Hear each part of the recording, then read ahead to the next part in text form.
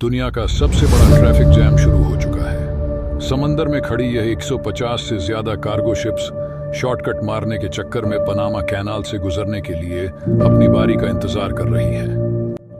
मजे की बात यह है कि हर एक शिप पनामा कैनाल से गुजरने के लिए $4 लाख नामिन गवर्नमेंट को देने के लिए भी तैयार है, लेकिन फिर भी अथॉरिटीज इनको कैनाल से गुजरने की परमिशन नहीं दे रही। कनाल में ना ही कोई मेंटेनेंस का काम चल रहा है और ना ही कनाल का रास्ता किसी वजह से बंद है, बल्कि इंजीनियरिंग का चमत्कार पनामा कनाल, जिस पर पूरी दुनिया को गर्व था, वह एक बहुत बड़े क्राइसिस से गुजर रहा है। और यह जंग किसी और से नहीं बल्कि कुदरत के खिलाफ है।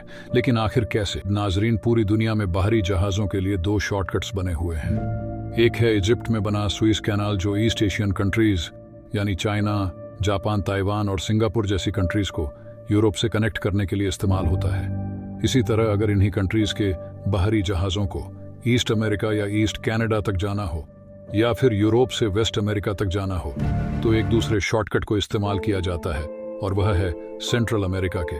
ठीक इस पॉइंट पर बना पनामा कैनाल दुनिया में करीब 5000 कार्गो शिप्स हैं, और इनमें से 70 पर इन्हीं 2 शॉर्टकट्स को इस्तेमाल करती हैं। यानी अगर किसी वजह से भी इन दोनों शॉर्टकट्स सुइस और पनामा कैनाल में कोई मसला हो गया, तो ना चाहते हुए भी इसका असर पूरी दुनिया पर पड़ेगा, जिसकी एक झलक दुनिया पहले भी देख चुकी है। जब 2021 में एवर गिवन शिप ने पूरे सुई कनाल की ट्रैफिक को 6 दिनों तक बंद रखा था। अगर ऐसा ही कुछ फ्यूचर में हुआ तो शिप्स को ओनल द वे घूम कर जाना पड़ेगा, जिसमें टाइम भी ज्यादा लगेगा और फ्यूल कॉस्ट भी एक्स्ट्रा लगेगी।